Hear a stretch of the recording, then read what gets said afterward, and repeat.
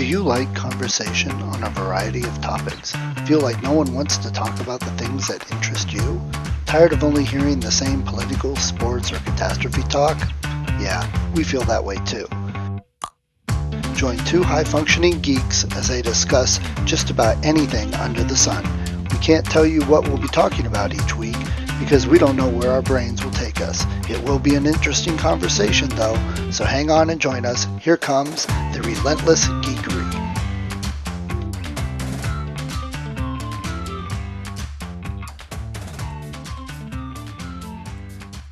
There we go. That should give us some good space and amount contrast. Look how cool we are.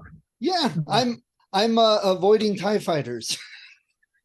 It is Star Wars month. I hadn't thought of embracing that theme. I'm sorry about that. I thought it was the cold. Yeah. It was cold enough here. Our house is well insulated and warm and so forth. And yet last night I got cold, and so I went and got like another comforter and threw it on top of us. And we've been sleeping with a comforter and a bedspread on us, because so it's kind of like a weighted blanket. It really is. It like swaddles you and makes you sleep.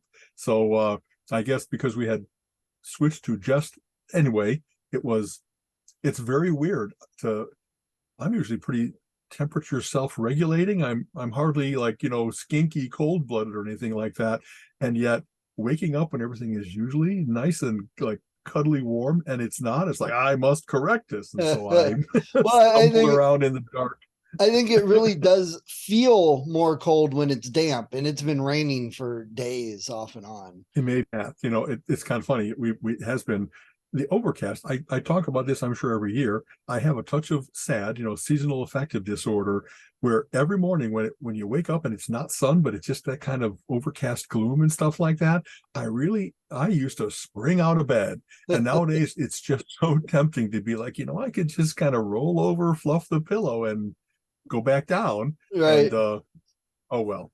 And I'm heading out at the end of the week for my next California trip, and usually that's a tonic because, hey, California. But as you probably know, they've been having torrential rainfall, atmospheric rivers, as they call them, kind of parking on top of the state, and they really haven't reached down to San Diego as much as Sacramento and more like center and upwards. And yet I'm scheduled to have 4 days of rain when I get there, like Saturday through Monday or something like that. So, whatever I was expecting to go like walk on the beach. No, the pier is closed because the surf is so high. Well, just let us know if it feels any different to roll over and go back to sleep in California as opposed to Ohio. And that's true. There's got to be some kind of magnetic thing. Anyway. Okay. So also, one of the things that we both do that kind of helps sometimes is getting together with people and playing games. Both those things, are pretty much known mood lifters. So during the winter, the last couple of years, I've been getting together with my cousin and some friends and playing games. And we've never really done that before. I never thought of my cousin as a big game player. We used to play rummy with my grandparents, but, we kind of got into this, hey, you got lots of games, bring some over and teach them to us. Okay, we'll see how it goes. And they've been loving it. We had a great time the other day with some new games. Well, one of the games, and Fluxx, I'm sure you've played Fluxx before. There's about 300 variations and themed Fluxx versions. But for people that don't know, Fluxx is exactly what it sounds like. It's a game where the rules and the goal of the game are in a constant state of flux because of gameplay. They change like every round, if not every card. You know what I mean? It really, and if you're a planner, it's really frustrating. Be like, oh, I had 3/4 of what I needed for victory, and now that just is trash to the side of the road. Absolutely. So, I've got one friend that refuses to play that game because, well, what's it matter? I might as well just throw cards down randomly, and it's like, okay, not your type of game. Colleen thinks that way. She's not a big fan, Yeah. And once I like it because it's so different than every other game. It's the ingenuity that they did to come up with all the ways in which they can play with those expectations of what a game is. I find that intriguing. So yes. Okay. So we were playing the Marvel version of Fluxx. I figured they had played Fluxx before, but I figured playing nice theme that they know you feel more comfortable with. And sure. So I laid down a keeper that was Groot. Well, Groot says that and it's a good one to have because there's several goals that use Groot. So, keepers are always good and whatever. Right. Well, You got Groot, branches. Haha. That's okay. Yeah. yeah. Okay. Well, Groot says that as long as you have Groot down on the table, you are not allowed to say anything except "I am Groot." If you say anything Groot. else, Exactly. you have to give the card to someone else, and then they have to do that until they miss it. So, of course, they're all sitting there and they start going, "Well, we don't understand this card. What's it mean? And wait, how do I play this? And what do we do next?" And I'm going, "I am trying Groot." to lure you. Exactly. Yes. So I'm explaining it as if I was really explaining. I picked up the card and I'm like, "I am Groot. I am Groot. I am Groot. I am Groot. I am Groot." And then just laughing, tears are rolling, because we're in that goofy mood. And I just kept doing it. And then some other friends came to the door and I opened the door and I said, "I am Groot." And they look at me and they walk in. And it's like, oh, okay. Yeah. What's going on here? Must be game night or something, right? But then That's hilarious. Then my sister called because she had a question. And the phone rings and I went, "I am Groot." And they're all laughing. So I pick it up and I go, "I am Groot." And my sister goes, "Hi." And then she goes, "I've got a question. Do you have a moment?" I said, "I am Groot." And she's like, "I don't know what you're doing." What? And my cousin is just laughing. So I hold the phone out to him and he's like, "I don't want to talk to her." And I'm like, he's not going to explain. They're going to leave you hanging. Yes, exactly. Yeah. So I went through the whole conversation. My sister kept asking me questions and I'm just going, "I am Groot. I am Groot. I am Groot. I am Groot." And she's like, "Okay, whatever you're doing, call me back later." And it cracked us up because it didn't even phase her. It's like, okay, I don't know what my brother's doing now, but I'll talk to him when he's back in his right. It's not like he's captive with a gun to his head. This is just something that he does. Exactly. Okay, that's very funny. Right. And then the interesting thing was I pulled out another game called Zombies with 3 exclamation marks. I don't know if you've ever played it. It's it's a map building game. Every turn you lay down a map piece and each map could have zombies on it and health and bullets. And it's an action movie. The idea is to survive so you can get to the helicopter and escape. And you get to move the zombies every turn. So you've got hordes of zombies moving around the city as you're trying to get through and get health and stay alive and all that. Right. And I've played it before. Trying to avoid yourself. So yeah, exactly. Yeah. And it's a cute little game, but it's one of those games that if you play a lot of games that you're like, it kind of loses steam after a little while. Right, there's not enough to it. It's avoid the zombies, kill the zombies, send the zombies towards your co-players, et cetera, et cetera. Right. Okay. So I played it with them. I thought, let's give it a try. I haven't played it for a while. I mean, I spent money on this stupid thing. They loved it. They thought it was great. And, that's the thing. Different people like different types of games. And they thought that one was a load of fun. So I'm like, all right, we'll do it again. It's cool. Bring over a bunch of games and you get to see. I have said this many times. I think you can learn so much about a person in an hour of game playing, more than an hour of talking with them a lot of times. You know what I mean? They just who they are, what matters to them, what they find funny, what they find interesting. It all comes out. We have our monthly game thing with a couple of Colleen's family, and there's preferences amongst them. We play a lot of cards because the family grew up playing cards, much like mine did. But we also, they're really good at finding the $10 little card game that is, you're going to try to match another person in an odd characteristic exactly. So if you say flightless bird, and I say this in case Maureen and Aaron ever listen to this, I said ostrich and she said penguin, and she was certain that the only good answer was penguin. How could I not match her on penguin? And so that has lived on beyond the game, that whenever there's some weird little, not even rule anomaly, just something, penguin. It's could be ostrich. So we have tried various different games, and some of them stick, and others are I don't know.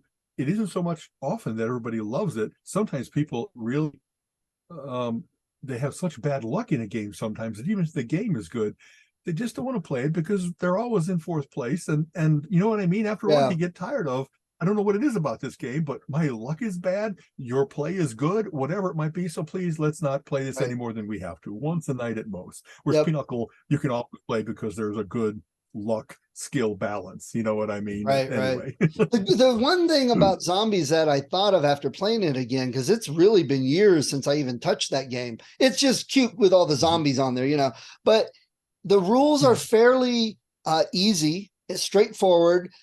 But after you reach a point where certain things are like, oh, really? That's not. It's making the game less fun. So we said, why don't we? It could be better. Yeah, exactly. So it's a definite game that lends itself to a few house rules to make it more fun and balanced for your play group. It's a good game for that. A lot of games, you don't mess with the rules too much because it really changes the game and changes the gameplay. Right. Well, we've talked about this, Mind Games. Mensa has an event every year called Mind Games where hundreds of us, like 340, I think was the last count, get together to play test 60, 70, 80 new games that we do it in April. So it's going to be coming out for like the next holiday season and so forth. And there's often part of what you're supposed to do is not just play test it. Do you like it or not? You give pretty specific feedback about how original was it? How good is it in replayability? Are there any suggestions you would make as to the quality of gameplay? And Mensans are really good at compare and contrast between other games they've played and what might make this game better. And I know that we must have seen over the course of, I think it's like 30 years running now, any number of requested changes that were incorporated into the final version because the game manufacturers, the what you call them, the authors really said, yeah, that it's a better game. It's a balanced game. It's that we would be a card that does that because we don't have it currently. And I love that event because it really is that incredible immersion. I mean, it's a sleepless weekend. You've got like 48 to 72 hours to play a ton of games. And sometimes it's with your clutch of people that you enjoy playing games with. Oftentimes it's just someone says, hey, I gotta play Zombies on the Run, and then 6 people go over there, however many the number of players is, and you really get to know people, like I was saying. And I must admit, some people, I can't wait to play with this guy again. He was game, he was funny, he was like, and there's some people that are just such rules Nazis, so slow, so pedantic about various different things. It's like I could do without not joining in a lot with certain people. And so, I love that you say that because I had 2 instances recently.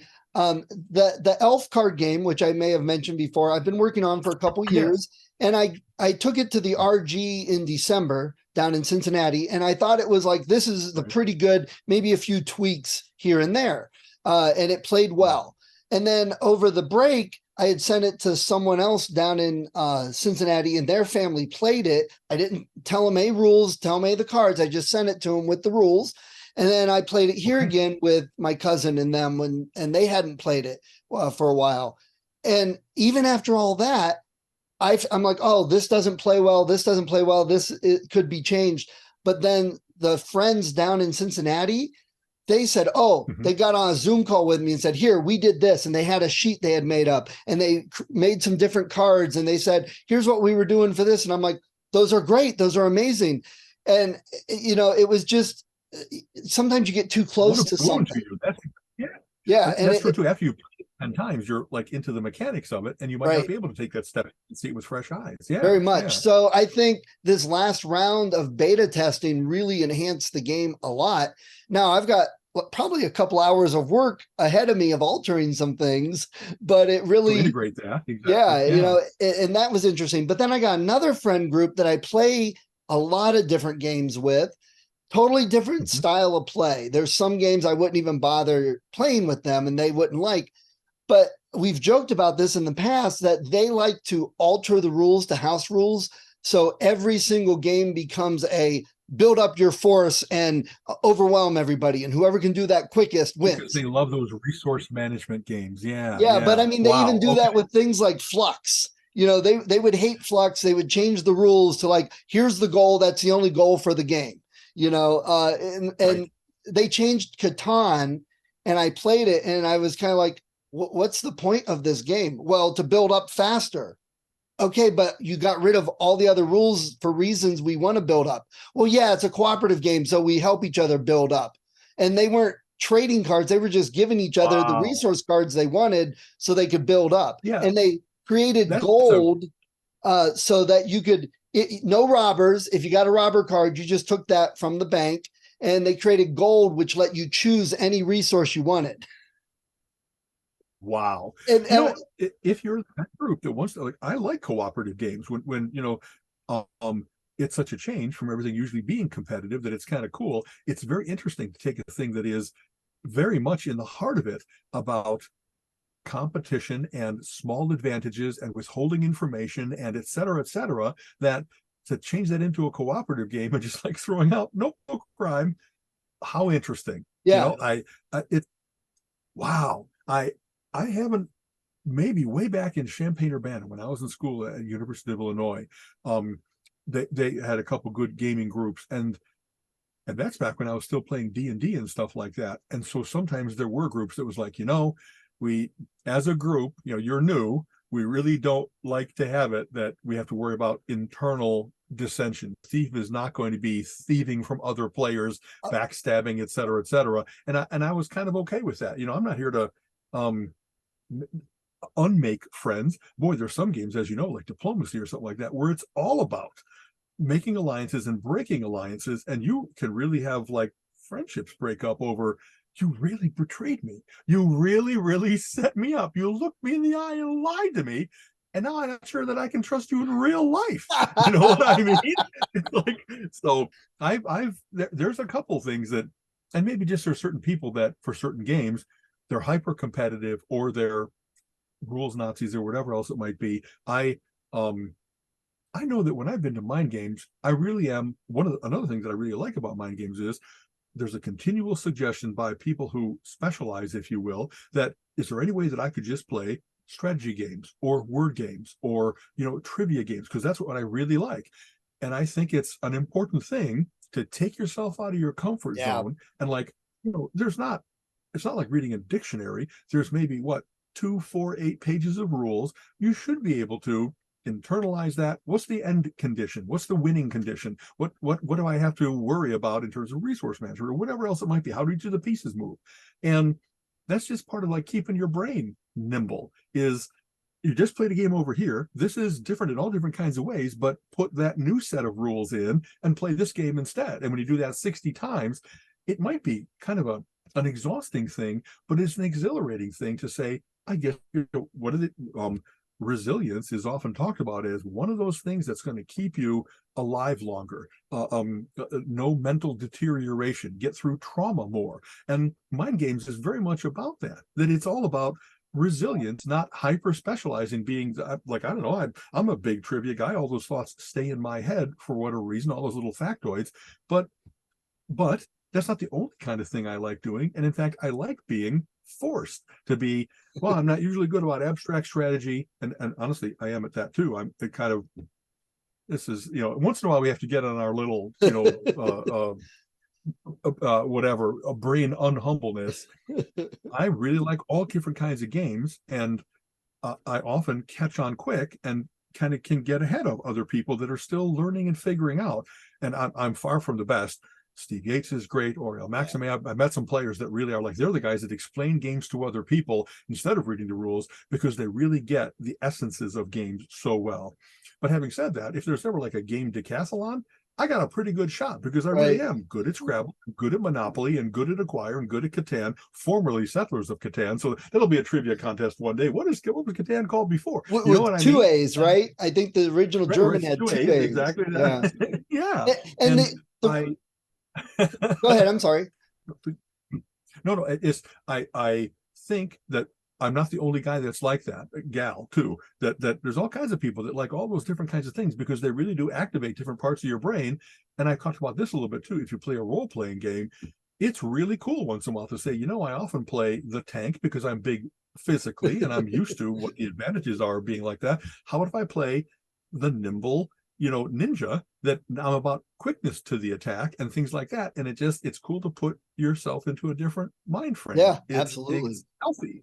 Yeah. So one of the interesting things for me, it's really been a lesson in gaming to create something and try and make it balanced and write the rules and come up with the rules, because that elf game, it's a simple little card game designed for kids. But it took so long to come up with the right combination of playing cards to make it fun and enjoyable for people. And Yeah. and then having other people play it and give feedback and what their minds are thinking and saying, oh, you got to, really evaluate it. Oh, that was a good idea. That was a good rule change. That was a good whatever. And the really interesting thing was my friends who like the games that, altered Catan, they love that version of it. But I was like, oh my God, how much longer is this game going to go? And what really cracked me up is one of those friends who loves everything we ever play. It's always build your power and attack and win. He loves Axis and Allies and was at a gaming store and a group was playing Axis and Allies. And he asked if he could sit in on it because you don't see a lot of people playing that game. So he's like, oh man, somebody play Not anymore. Right. Yeah. Well, he said he had to leave and quit because they altered the rules and he didn't enjoy it because he said it wasn't balanced and it changed how you played the game and stuff. And I'm looking at him blinking. I'm like thinking, dude, that's what you always want to do to every game. Exactly. And, man, I have so many good mind games memories. I wasn't in on the first probably 8-10 years when it was only in New York City, but as soon as it started traveling around the country, I was one of the guys, well, if it's within reasonable distance, I'll go. And then reasonable turned into 8-hour drive. Sure, I'll go. I've driven to St. Louis and stuff like that. I haven't flown. I don't think I've ever flown because that just seems to be, I don't know, I'm willing to spend, $300 for a hotel on it and maybe $500 because of the fee, but I'm not willing to spend $1,000 on it. Right. Whatever that is for me. It's your seven limit. It is. There's something about I have a reasonableness test. Having said that, I've had so many good times. For instance, almost always, every single year, there's one game that you can tell when it's being played because there's such laughter at that table. You know what I mean? There's all the social games and one year it was Curses. I think this was up in Albany, if I remember right. And it's like, wow, I can't wait to play that. Curses are one of those things, a little bit going back to your first story of what, you have to say, I am Groot only. You get cursed with various different things. So, hey, you can only play with your left hand, or you have to, and if you don't obey, then you lose resources or whatever else it might be. And if I remember right, the curses were additive. And so you'd have people getting really contorted into the kinds of things that they continually had to do. I was cursed. I had to speak like Elmer Fudd.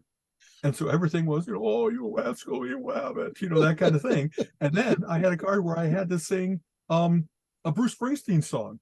And I was like, the highways jammed with broken pillows on a WestJet drive. And honestly, I did it pretty well again now. Everybody at the table fell out of their chairs because it wasn't like you steel yourself and do it. You just go in. And some people are good mimics. They're unembarrassable. We had so much fun. And in fact, the people that were like, I'm not going to do that. It's like, come on, man. Right. You couldn't be in a safer, more accepting, more goofy place than right here, right now. Do your little stork walk, whatever the card is telling you, just try it. You step outside yourself for a moment. Anyway. my Axis and Allies buddy, he would hate that game. He would refuse to play that game.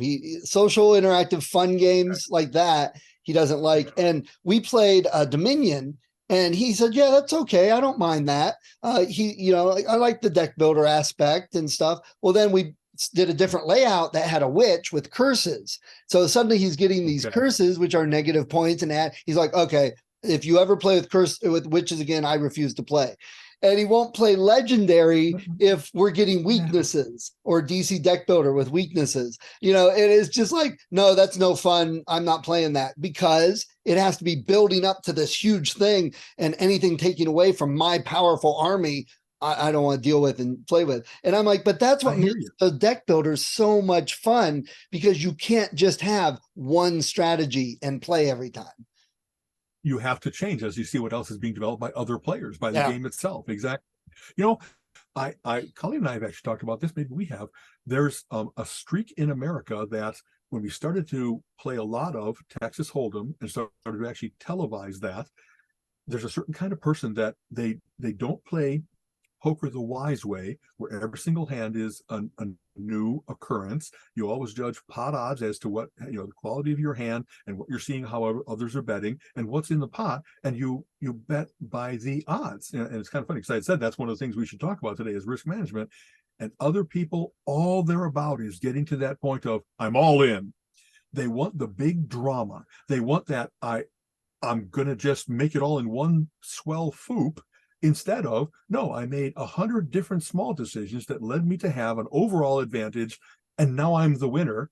They really want it to be a lightning strike or something like Right. that. And I'm not sure what that is in people's psychology. They like the home run that wins instead of a series of singles that got 2 runs, and you know what I mean? That kind of Right. thing. So it's cool for the drama and stuff like that. But the difficulty is when you start people have they start doing that in real life, where that's not the right strategy at all. You know what I mean? So it can't be that you always want to just say, I'm going to play until I get to my all in point. You have to like raise a kid so that they have 18 years worth of instruction, not, well, I did the best I could by 5 and now they're on their own. What? You know what I mean? Right. It's, I'll have to, maybe we'll talk about that further when you see evidences of that, you know, but like very much when you hear about how things develop, like always getting to a championship, always getting to, there's bracketology that says the way you get to a winner is by having a series of small winners to get to a large one. And oftentimes it's like, well, how does the decathlon work? It's, you get points for various different events based on their difficulty and comparisons to others and stuff. And so it really is an accretion of points. Instead of being in the final event, you're going to declare the winner. It's more, they really killed such an advantage that the final event is like, it's already kind of decided, unless this guy falls down during the marathon and can't continue or something like that. Right. Whatever it is, 10K, I think instead it's a marathon. But I guess that's, I maybe because I am an accreter, you know what I mean? Why is my book collection so cool? Not because I want to buy the one book that is to rule them all and in the darkness bind them. It's because I like having series of things. I like having a lot of different things, because you get a variety of heroes, a variety of possibilities to add to your collection. I have that maybe preset in my mind as well, but I've always been a series guy instead of a single thing. I don't want the one best diamond. I like having a whole bunch of pretties, you know, that kind of thing. So And anyway. Well, you know, it's funny you mentioned that in conjunction with games, the risk taking, the choice and decision making, because you can play games and think differently than you would normally, and sometimes that can affect how you look at a real situation. You know, investing's an interesting one. I know you do a lot of, because people, oh my gosh, it's dropping, sell everything in panic mode. And because they feel like it's a risk for them and they get panicky. But in a game, in that same type of situation, they may ride it out. They may test it because the stakes aren't real. You know, I think being able to use that skill in real life is beneficial, but I think a lot of people miss that. I think, honestly, I wish I saw more of that. That what some people talk about, you know, I learned this from a game. There's all kinds of good studies now and books written about it and so forth, that gamifying things is a great way to get people to make a better life. How do you finally lose weight? Not by saying, I'm going to eat healthy and exercise more, but it's more like, hey, you know, I get a point every day if I eat my my more fiber, and then those, you know, those points lead me to, oh, I get a reward. And all those little things that can make it that it's kind of like a dungeon crawl, where what do? You explore, you find, you know, various different magic items that make you mightier. So that, you know, wow, if I can see that I'm getting bigger, better, faster, stronger, it not only is better in and of itself, it enables me to be better for everything I'm going to encounter in the future. And that's straight out of gaming, that my stats have gone up, my weapons and armor are better, you know, that kind of thing. So I hats off to the people that are really working on that, especially if they're doing it not as an adult, where you might be a little bit set in your ways, but for kids, where they're teaching them, here's a great way to learn how to like have good study habits. You know what I mean? It's straight out of like the old gold star on the refrigerator theory, if you will. It's okay to have positive reinforcement and incremental reinforcement and stuff like that. And then you also get a chance to talk about addiction, that if they start to be, you know, I can't not be thinking about, what should I be doing now in order to gain more points, instead of, you know, you could just relax and like go for a walk. You could play too. You could play just to play. This is I usually don't get vulgar on this, I swear, but this cracked me up. they had a whole list of, memes from parents. They have various different sites that people can do the art link letter thing the kids say. And the parent said, part of being a parent is learning that a kid will really break into tears if they weren't the first person to fart in the new year. You know what I mean? That they're like, that was gonna be my moment. And then someone else beat them to it. And like I said, it's so vulgar, but there really is that thing in kids that some kids will make a big thing out of who gets the back seat, the correct part of the back seat. Yeah. And others are like, anything's okay. And Right. how does that show up in your life? You know what I mean? And there's memes that say, hey, don't settle, always go for the best. And there's others that say, pick your battles. You know what I mean? Yeah. And it's got to be somewhere in between, especially when you have really wise people that said exactly opposite things. Now what do you do? Right. And, it's funny you mentioned, because I know, I've been working for this company for like 11 years now, and we do a lot of human resources and talent management with companies and stuff like that. And the gamification of work has grown in that decade. We do surveys about it, whereas 10 years ago it really wasn't even heard of. And anywhere, like even in Amazon warehouse, I picked this many items. Oh, well, my items weighed more and I got these, those types of things for the employees. And then you get an extra break. They do that type of stuff. And the funny thing is that doesn't really affect me and work so much for me. That, giving me these points to lose weight, eat better, I forgot to do that for the last 3 weeks, but I've lost 5 pounds and I've been eating my oatmeal. I still do it for my personal goals, I guess I set the goals myself to win, but being open to everyone else tracking me and following, I could care less, or celebrating when I win. Lots of times I'll hit some goal of mine and I move on. It doesn't really, I don't want all that attention just for this type thing. Yeah. Kind of a connected theme. Colleen and I love watching the Olympics. We've been watching. I've been watching for all of my life, probably since, like, if I don't remember from 60, I remember from 64 when I was 5 years old. One of the things that you'll hear about is there are some people that are really great trainers and they know exactly what they want to be doing, and the way that they become mighty is by being like a perfect machine at the thing that they're setting out to do. There's other people that are saying, I find that when I blank myself, I go Zen mode. Like skier Bodie Miller was all about this. Everybody's saying, how you're representing the United States. What do you think you're going to do? It's like, I'm going to go out there and ski like I always do. I do it for the joy of it. And sometimes, nature and I have this beautiful dance that we do together, and it's wonderful. And sometimes not. And I've heard musicians say that. I've heard various other people say that you kind of have to take yourself out of what you're doing. You have to do the mindless aspect of it instead of the really mindful, concentrated thing. But then beauty can still occur because you've so internalized what it is to do that activity that you just let your body do it, let your muscle memory do it, and stuff like that. So again, multiple ways to pursue that. It's I have noticed that sometimes when I have given a talk, I really don't remember all of what I said. I was so perfectly in the moment that I was like, I'm riffing while I'm doing it. I'm kind of like the guy, the observer over my shoulder that's saying, hey, that was a good one. I'll have my own self-conversation, and it doesn't ever sound like I'm insane. It doesn't sound like I got voices running around in my head, but I can tell that's like, wow, I'm in a place of such capacity that I really can have like multiple threads going, and I get to pluck which one is going to come out this time, but it doesn't have to be a certain one. I never memorize. I never just recite.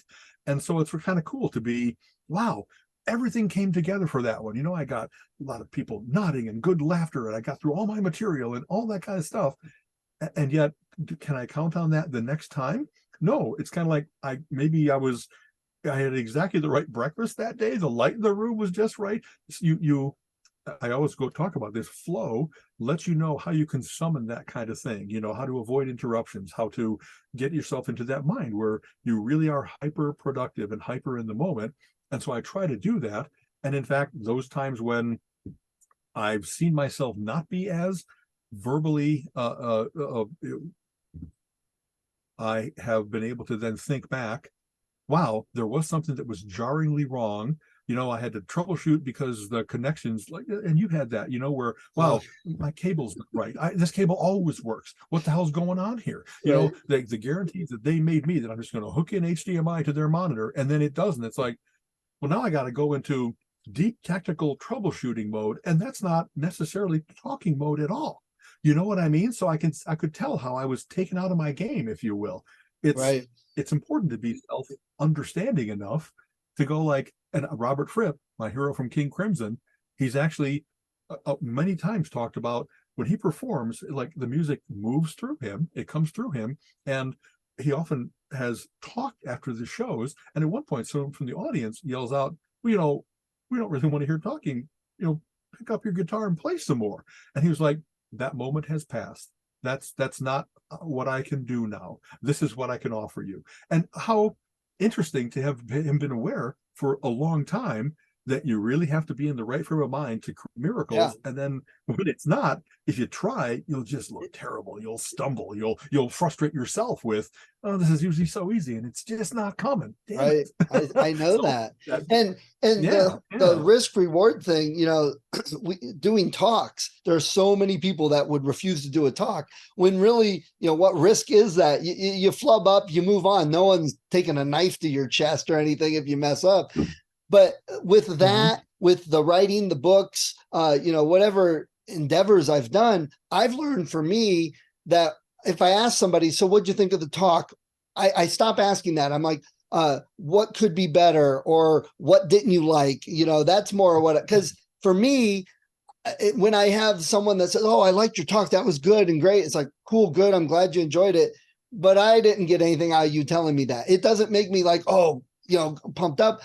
But like when you listen, you're like, well, this part here, or this could have been better, or somebody like Maggie and them that just played my game, they said, oh, we loved it, but here's what we did different. Here's the rules we changed. Here's the cards. Let's talk about different kind of feedback. Yeah. Exactly. And that I got done with that conversation, and I was much more jazzed and happy and felt all right. They played it and got so into it that they discovered problems and holes and how can I improve it. To me, that is the reward more so than just having a room full of people go, oh, that was so good. Music playing is different though. I definitely can feel the flow. And when I played with people on stage, if the audience wasn't getting into it, you could tell. And I do want to see. And it does affect, it makes you more leaden. It's like, why am I connecting here? What's going on? Exactly. I don't know if I've ever had a talk where people weren't enjoying it. I've been very lucky to do it mostly in front of, it's a self-selecting audience. People already like the topic. If they don't know me, they might like the topic, kind of stuff. But I'll tell you, one of the reasons I'm a pretty funny guy, but one of the reasons that I haven't ever gone to try stand-up comedy, not once, not gone to an open mic or anything, is because I really have this vision of people just sitting there with their arms crossed going, make me laugh. And like, wow, I want collegiality. I want my friends. I want that joyous, like we're ready to do this, instead of it being kind of a competition thing. And stand-up comics maybe have that. Many talk about that they have a chip on their shoulder. They want to slay. They want to kill the audience. They're going to be the one that everybody in the room has to pay attention to, or that it was an escape for them when they were young and they were shy and bullied and stuff like that. They found they could avert violence by being the guy that could get the group to crack up. And I haven't had many of those experiences. I'm funny just kind of all the time and off the cuff, but never have I had to do it where now I've got to I have to make work at laugh. it. Yeah, and maybe that's it. People talk about that all the time. What's the difference between work and play? It's when you have to. You know what I mean? It's like I have had the joy of having a job that I've always enjoyed doing, instead of just, I can't say always, most of the time it's not been a slog. It's been, I get to solve problems today. I get to create order out of chaos today. I get to learn new things today. I get to create something beautiful and powerful. And it's not just kind of going in and struggling through it. You know what I mean? Most of the time it's been like that. Right. So hopefully everybody has that too. Yeah. So that reminds me of a good story. When I was playing with my friends in the rock band and we started touring around a little bit, not much, a little, we got a gig over at a frat party for Carnegie Mellon University. Now, we were young, like 19, maybe 20, and we're like, whoa, we're going to play at a frat party for a university. They paid us. And, it's like, this is cool. Right. We were so jazzed. Well, the whole trip and experience was really a buddy comedy movie, a buddy road trip comedy. It was just one, problem and error after another over and over for the whole trip.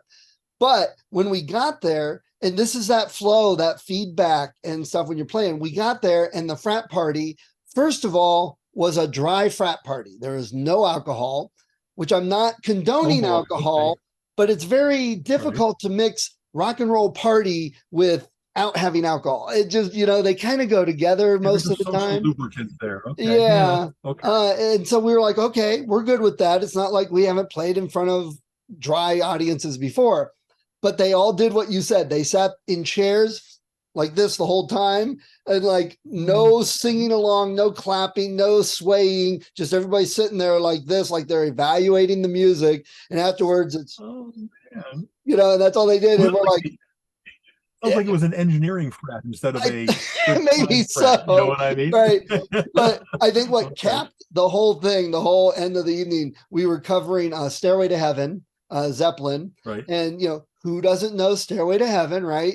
So playing Stairway to Heaven and just going along, and our guitarist just playing, and our lead guy, who I could tell you more stories about, but I won't diss him in this conversation. He's up there singing, and he stops and pauses, and we keep playing. He looks, he goes, guys, stop. I forgot the lyrics. And our guitar player just looks at him, and he's strumming, and he just holds up on the neck of his car his middle finger, and we kept right on playing. So the rest of Stairway to Heaven was an instrumental. Yeah. So very quickly after that, we shut down, packed up, and left. That's funny. It was not funny at the time. I right, of course.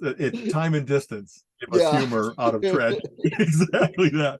But just think of that, you're like 19, like they are. You know what I mean? You're really doing something that they're going to college and they're getting their degree, but you're doing something that they can't, or they might dream of, but are not pursuing it. What an interesting situation. What an interesting contrast. Interesting. Okay. It was, So, I'm going to shift gears a little bit, talking about music, which we've been talking a whole lot about. To let you know, Sunday, when I was with my cousin playing games, I was telling them about the revelation you gave me on prog rock being classical based and rock and roll being music based. And they had no idea what prog rock was. They didn't know what I meant by blues based versus classical. So I was trying to teach them and, pulled up Spotify and was playing songs. They're like, well, yeah. Good example.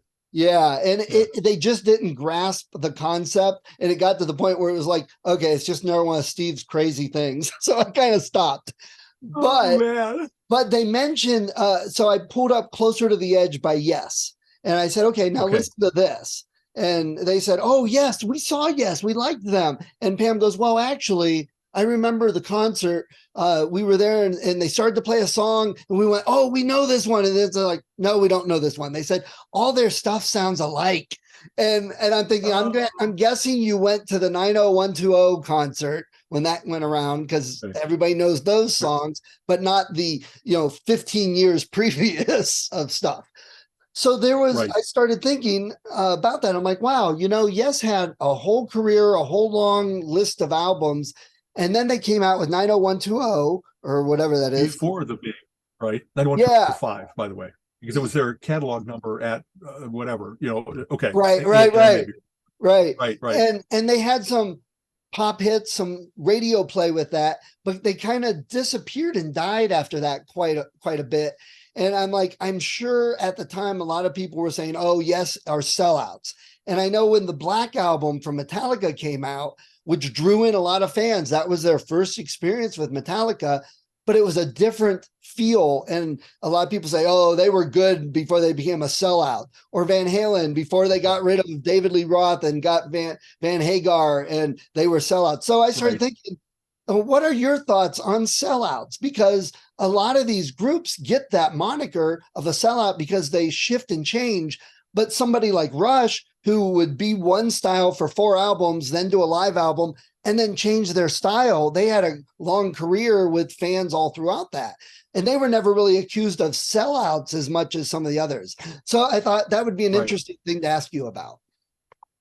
it's boy, like when you mentioned it, in text, it was like, wow, there sure is a lot to talk about here.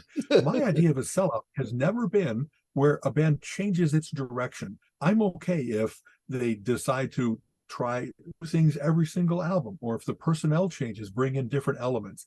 I think the sellout thing is where, wow, they used to do more complex music, more heavy music, more 10-minute song type things. And now you can tell that they're catering to that 3-minute radio friendly pop confection stuff.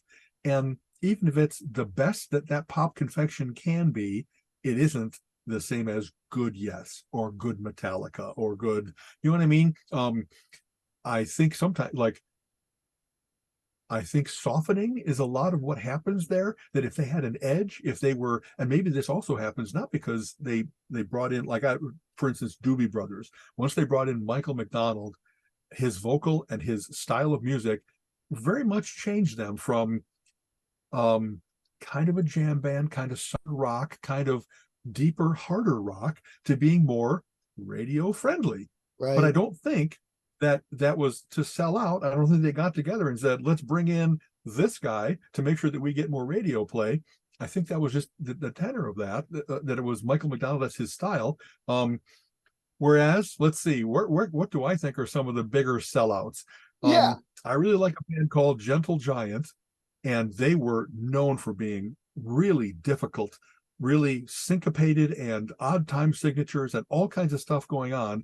And yet they have an album called Civilian that is 3.5 music radio friendly songs. And I think maybe one of them got on the radio, but and it was like, I love that album. I really love that they're still doing all kinds of interesting things, and they still sound like Gentle Giant. But that might have been the label finally said, you know what, unless you give us a hit, you're off the label, kind of a thing. Right. And I think that there's evidence sometimes of did the Beatles get told that? They were already making such great tunes, and then when they went into the Revolver, Sergeant Pepper, they went into a phase where now they were doing their own thing, so they had kind of earned not having to listen to them. But I like Emerson, Lake and Palmer and all the pomp and circumstance of their big things, and yet they have them called Love Beach. I don't know that I think it's a sellout album, but it definitely seems like a Remainders album. Like, these are the things that didn't make it right. onto other albums, or they have. I know that there's a couple places where it was a contractual obligation album. They got a 5-album commitment and they just run out of steam. They don't like each other anymore, whatever it might be. So sometimes they'll do a live album and a greatest hits plus a couple new hits albums. And you can kind of tell that that's what was going on. I really like the band Kansas. I even just wrote a little, love Right. note to them about listen to those first 6-7 Kansas albums. I can't think of a better stretch where there's not a single bad song. It fantastic music being made within such a small period of time. They were just at the height of their powers. But then 2 members of the band went very Christian, and all of a sudden they were making like Christian rock in the lyrics and in the kind of music. The lead singer, that was one of the lead singers, because they had 2, really didn't like the direction it was going. So he left for a couple albums, and the guy they brought in was Steve Walsh. John Elefante came in, and everything was just a little more fey, a little more easy listening. Kerry Livgren was still writing great songs, but it wasn't the deeper stuff that Kansas had done. And in fact, when those guys left, and Kansas came back with Steve Walsh and Steve Morse on guitar, who's like, this is the guy that they actually, like, he won guitar player or Right. musician's guitarist of the year like 10 years in a row. And they Right. actually said, we retire you from competition because you're kicking everybody's ass every single year. So he came and joined Kansas for a while for power and in the spirit of the things. I'm so geeking it up about Kansas, but I was like, it really was a return to, this is real Kansas. This is atmospheric. This is complex. This is heartfelt, instead of just being kind of like kind of little Right. poppy. I know I've seen, wow, I think I talked before one time about Styx and how they had an hour and 10-minute concert, and it was Right. like, that's not what I paid for. That's not what I came here for. I don't know what's going on with you guys, but this ain't right. I actually, fool me once, shame on you. Fool me twice, shame on me. I went to see Dennis DeYoung in concert. No lie, at halftime, at intermission, he brought his wife out to do a hair care ad. I wish to God I was making that up. I it's like, what, you have a captive audience and now you're gonna, what are you doing? How could you possibly think that this is what anybody here came to see and hear? Right. And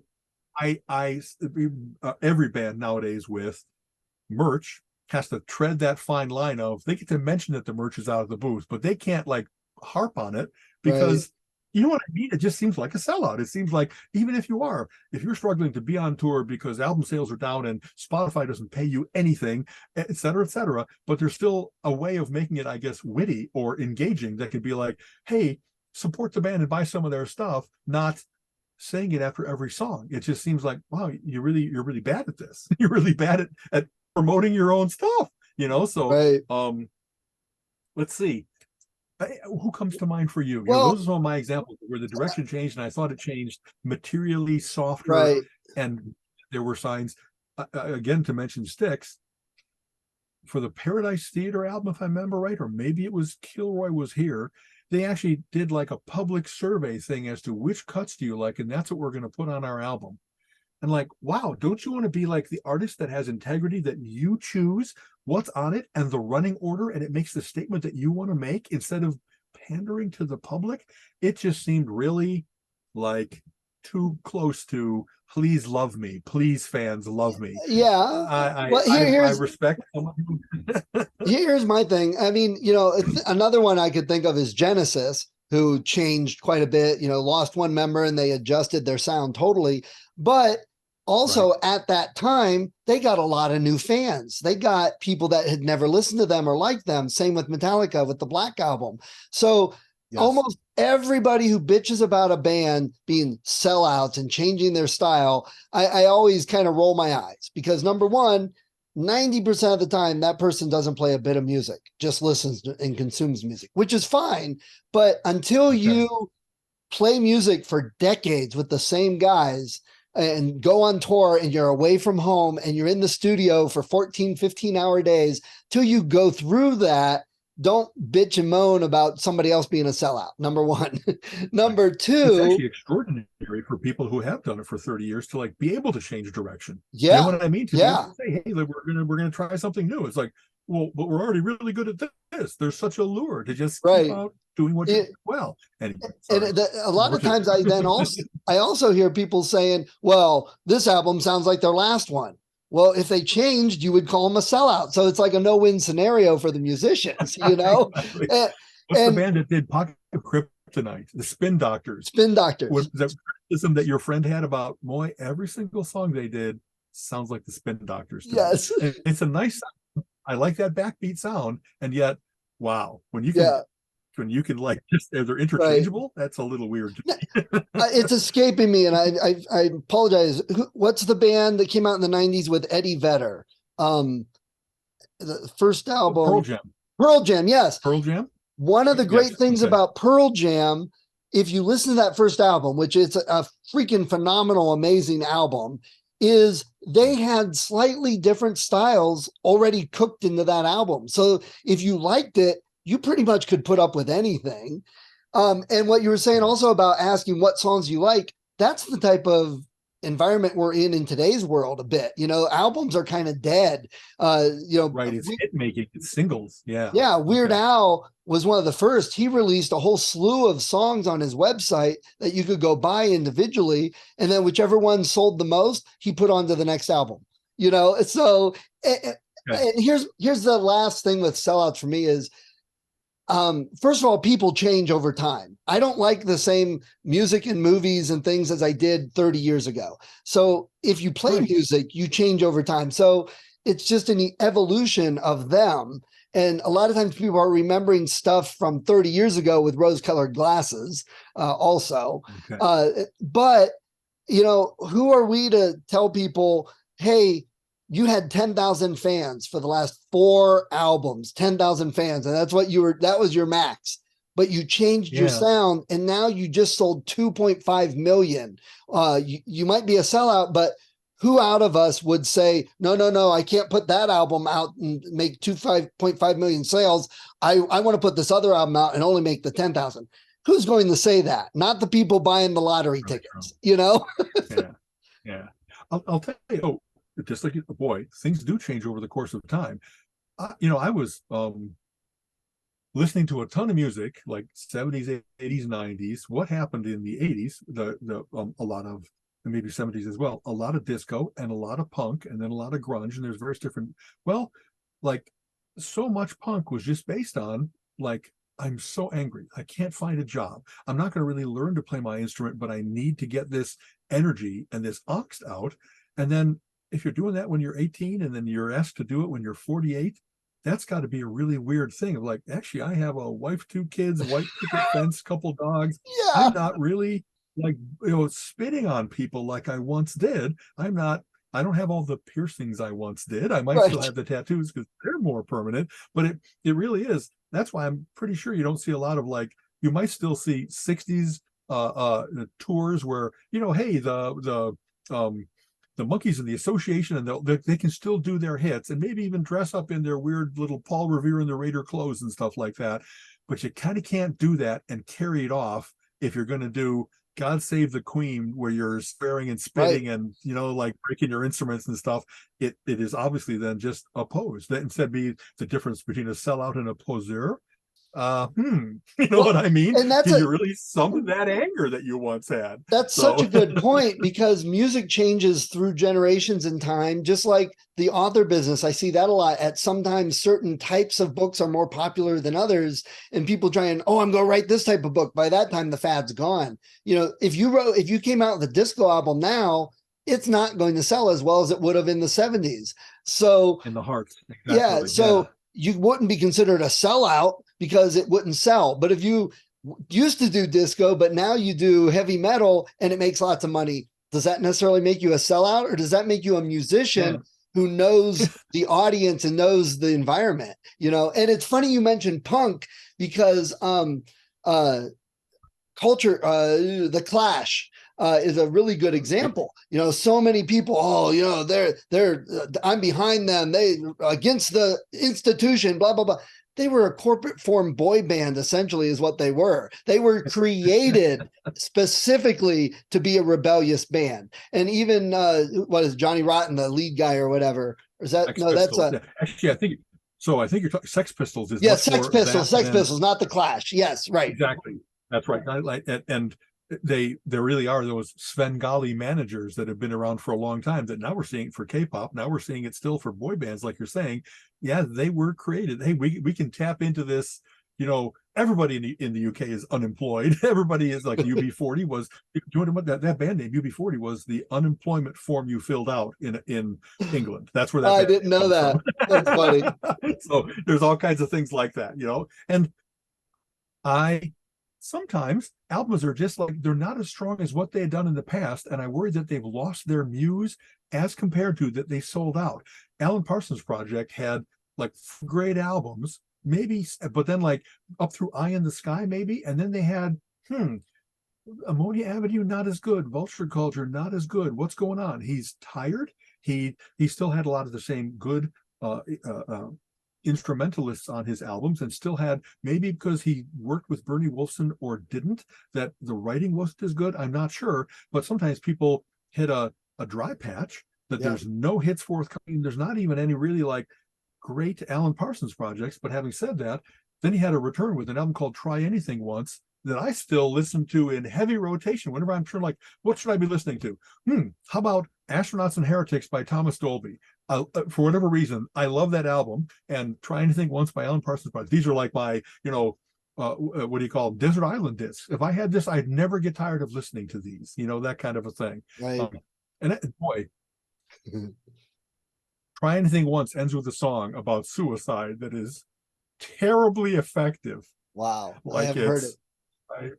It's terrible. Well, okay. Well, yeah, really. Oh God, there must be more. If anybody has listened to this and want to go listen to a great song, even though it really might affect you, this is that song. Or God, at there least must be. wait till after we're out of the doldrums of the winter months. Wait till the summertime. Exactly. Don't do this. Wait when there's a lot of sun outside and Right. the puppy is coming, running up to play and all that kind Right. of stuff. You'll have the cures for us. Exactly. Now, another good example I just thought of, well, two, you mentioned Alan Parsons, but I thought of Boston, because Boston's first three albums, I think, are fantastic, and they do change just a little bit, but that third album is one of my top favorites. But then after that, it was kind of like, they didn't change enough with the times or my musical taste. So I remember the first albums fondly, but the ones after that, it's like, yeah. And another more recent one is Darius Rucker. He was riding high with Hootie and the Blowfish, and that band was doing really good. And I don't know if they broke up or he left. I don't know the situation, but suddenly he's a country artist. And I like his country stuff too, but I wouldn't say he was a sellout. Some people might, I don't know. Right. It's, I think that sometimes people, even if they don't know what they want to do next, they're in a bad situation and they kind of have to get out. And then I'm always curious as to, okay, now that they're not in the group, if they're doing solo work or if they join a new group, like since you mentioned Van Halen, I think that nothing was as strong as the initial Van Halen type stuff, but Gary Cherone, who was the vocalist after Sammy Hagar for an album, he was in a band called Extreme that I wish to God they stayed together. Yes. Because him and Nuno Betancourt, an unbelievably great guitarist. If there's anybody that could be like go toe to toe with Eddie Van Halen, it's this guy. And Extreme has another great, like 3, 4, 5 great albums. That the second one, maybe it's just Extreme 2, maybe it's Porno Graffiti. Right. They're so good. Every single cut is good. And maybe because there's also certain periods of time. I really loved Live in Color. Yes. Remember, Live in Color and In Color, that album with Cult of Personality. Yeah. That had such incredible crunch. And what's funny is, I really thought, hey, there's a hard rock band, if I remember right. Like, and I'm so much not a prejudiced guy, but you can't help but notice 4 out of 5 guys are black. That's uncharacteristic that they're not doing. Especially for the funk thing or I really love Parliament Funkadelic. I really love a whole bunch of different other black bands. These guys did not sound like your stereotypical find the groove. They were aggressive hard rock and roll. You know what I mean? I love those anomalies, if you will. So well, heck, couple things there. P-Funk, who was that? George Benson? Is that his name? The main guy? George Clinton. George Clinton, yeah.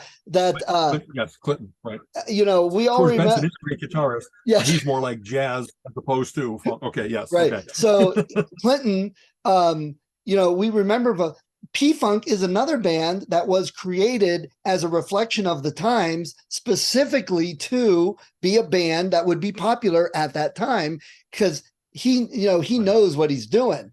He went on to do movie scores. I was watching Home Alone, Planes, Trains, and Automobiles, one of those type of holiday movies. And I'm like, oh my God, George Clinton did the music for this. And it's like Christmassy, poppy, because he was a smart businessman that knew what the audience wanted at that time, created P-Funk to do that.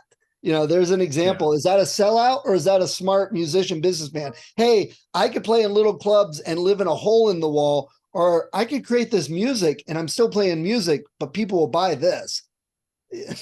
Right. I think there's something to be said for if you really understand a genre of music so well that you can put together a band that will like epitomize it. There's something really powerful about that. Sellout is not the term that I would use. It's more like a super band. You know what I mean? Like when Cream got together, or not, During the Dominoes, more than Cream. You know what I mean? There's certain people that they really, I love that. Steve Winwood has worked with any number of bands like that he's done a lot of solo stuff, but also has been a phenomenal guy for like 60 years in music. And that's kind of an incredible thing to be able to have worked with that many great people and done that kind of stuff. This is kind of, again, not a sellout, but I wonder about this. Someone asked Don McLean, so what does American Pie really mean? And he said, it meant I never had to work a day in my life. I could do what I loved for the rest of my life as soon as that was in the canon of greatest American songs. And that plus his Vincent Van Gogh tune. You know what I mean? Yeah. And that he is a guy that seems to be doesn't need to do the stadium tour. He's content to like, I get to travel half the year, 150, 200 days or whatever like that, maybe play smaller halls and clubs, but he's always in demand. He's never stopped being in fashion, if you will. If that's what you want to do is have a nice dinner, go out and play 2 hours of music, repeat, that's not a bad life. No, You know what can't I argue. mean? So, Yeah. there are some people that are like that. What you just made me think of, and is the opposite of a sellout, that could have been, is Daniel Radcliffe from the Harry Potter fame. That, that kid grew up to being Harry Potter. He will always be Harry Potter, but he has so much freaking money, he could give it away every day and never run out. And he specifically has chosen projects since then just because he enjoys them and they're interesting and fun. He did Weird Al, I mean, just the fact that he wanted to be Weird Al is amazing. Frozen. Oh, okay, you're back. Hello? Okay. Yeah. Yeah. You froze there for a minute. I'm sorry. But I love that too, where you find out that I might have mentioned this. I always thought that one of the ways in which I had friends that I thought were amazingly talented that I wanted to myself get enough money that I could say, don't work in a garage, go and do what you want to do because I think you have such potential. And kind of like the Medici thing, sponsor various different people. And I love that where they have made enough money that they can make. Our actors often talk about, I do one for the crowds and one for me, that they make so much money off of the latest Mission Impossible that then they can go do their often called vanity projects, but often they're just cool, independent, quirky, interesting. So David Tennant, another guy that made his bones with Doctor Who. He's one of the most respected Doctors Who, and yet he's been in all kinds of interesting stuff since then. Instead of just, no, I'm stereotyped. Oh no, what am I going to do? It was like, I will break that stereotype. I'll show that I can do all kinds. I can be a villain as well as a hero. I can be, you know what I mean? I really like seeing people. Matt Smith is on the same thing, that they have careers beyond the role with which they might still most be associated, but that's not where they stop. They didn't just kind of start going to nostalgia cons because of it. Right. Maybe, oh boy, am I getting to a bad place here? There's all kinds of people that go to those nostalgia cons, Comic Cons that I think, if that's a sellout, because like you said, if someone's going to say, hey, just show up and talk for 2 hours and we'll give you $10,000 or whatever else it might be, and do that once a weekend, 10,000 times 50 is pretty good wage for one little kiss. You know what I mean? Right. Yet, I like more where they're like, what's your current project? As opposed to, oh, tell us more about Star Trek from 40 years ago. I hope that they would have enough vitality. They'd still be doing something. Anyway, my favorite one of that was an Akron Comic Con I went to years ago, and I'm just wandering around. I like to stay back and kind of get a feel and look around at what I'm interested in, and then I go back to the things I really like. And I'm just wandering, and there's a guy set up at a booth, and he's like out front, like the barker, like trying to draw people in, and he catches my eye, so I don't want to be rude, and I walk over. Well, here he was the actor that played Captain America in like the really bad 1970s Captain America movie, which I didn't even know about at the time. Nobody had heard of it really in today's world. The Earthbreakers or whatever, Captain versus the Earthbreaker. Anyway, okay. But it was a 70s superhero movie, cheesy, even cheesier than anything else. Right, zippers in the costumes, exactly. Okay. Not popular. People are not buying it. It's not been re-released on Blu-ray or anything like that, But he's like coming over, oh, hey, I was Captain America before this new guy, and really talking himself up. And do you want an autograph? I'm like, I guess. He goes, well, they're $60. I'm like, yeah, no, you're calling me over. Really? I don't care who you are really and know who you are.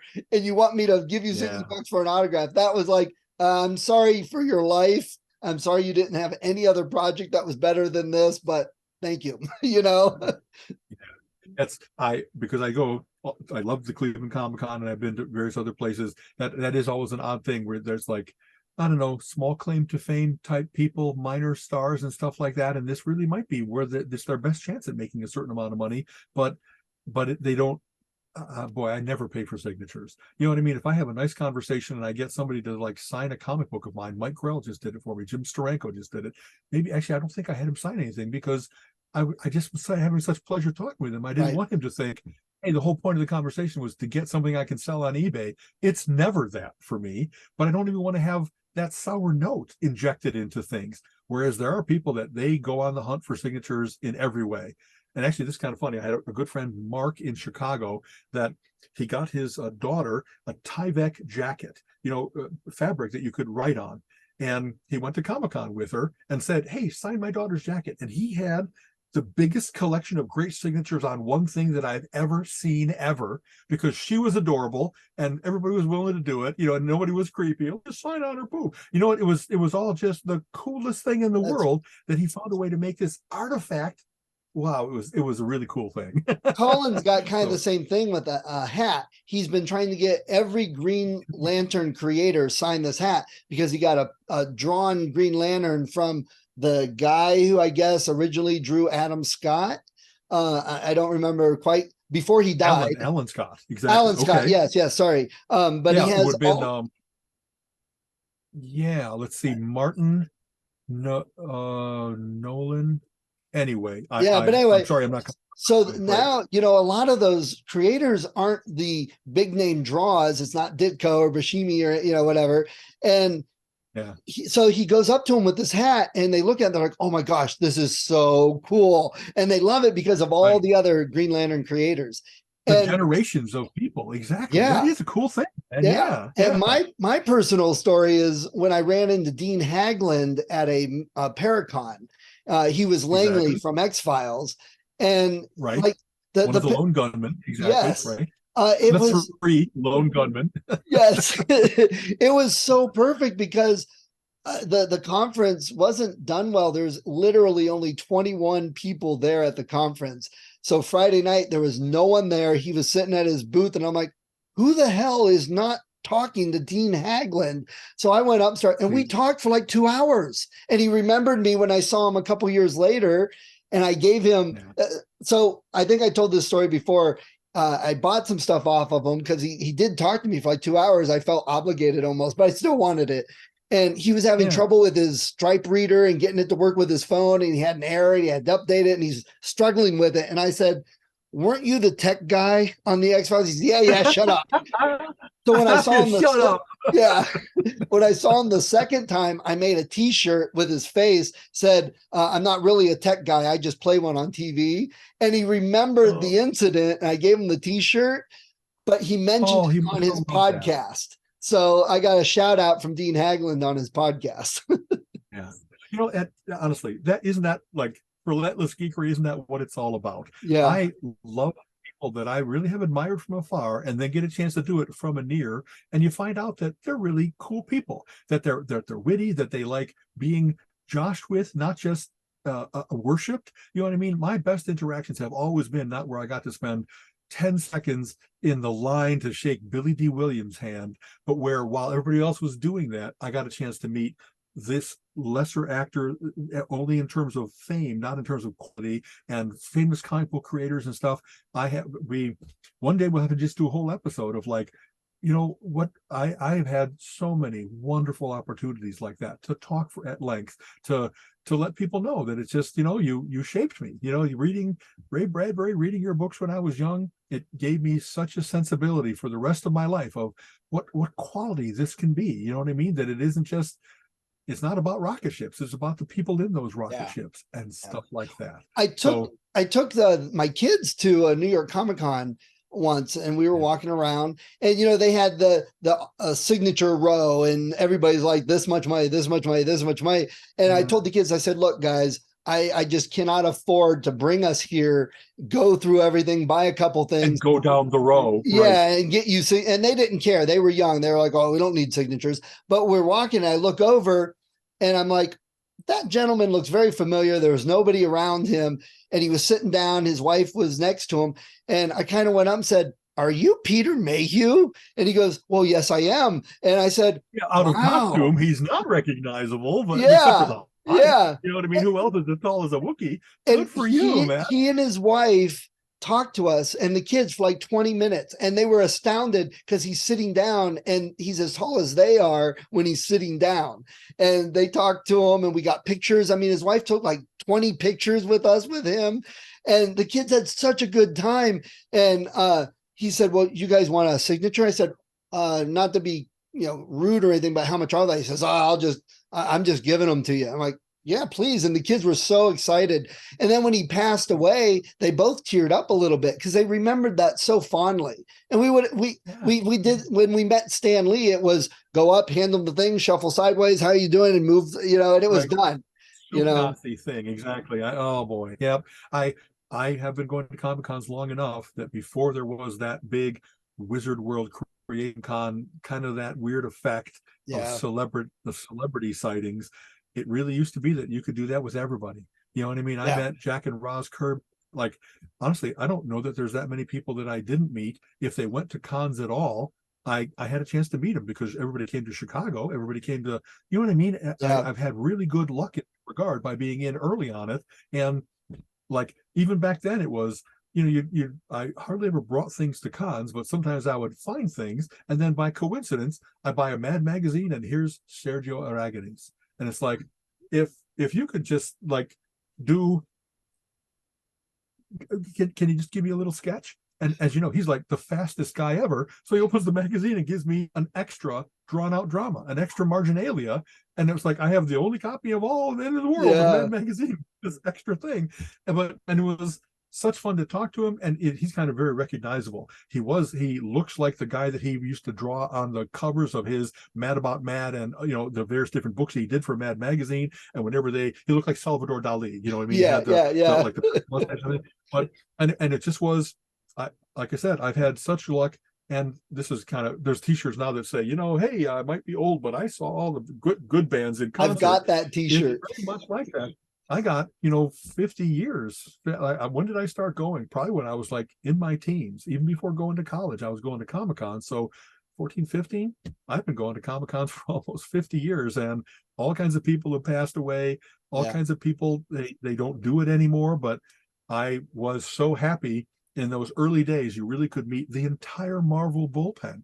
You could meet, Stan Lee and Roy Thomas and Steve Ditko, everybody. Wow. They're just having a great time for the weekend, and it wasn't a big merchandising display. It was just a bunch of guys. And like, while you were goofing with them, they were goofing with each other. There was so much love between them, you could tell. Maybe not everybody, not everybody liked working in the bullpen setting, but that was a big part of it, was that they came into work. They didn't work at home and then kind of like fax it and digitize it in.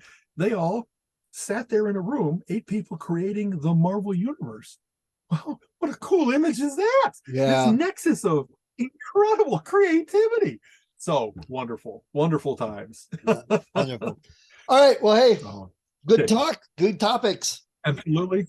Next time about risk management, whatever we missed today. Honestly, we really like, what a wonderful conversation. Thank you for your great stories. Thank you for your sensibilities. I love doing this. Here we are years in, and we're still like, I'm not tired. Are you tired? I'm still doing fine. Let's do some more of these. Well, I got some ideas for some little clips and getting YouTube, TikTok, and trying to get people drawn to us a bit. We still got to do our top. Still got to work on the top 10 list. Yeah, exactly. Yeah. Okay. So I got to send you some credentials for that again. For that, so we'll get that in there. We'll start, plugging away at that more often. Okay. Very cool, man. Thank You you. have been listening to the Relentless Geekery podcast. Come back next week and join Alan and Steven's conversation on geek topics of the week.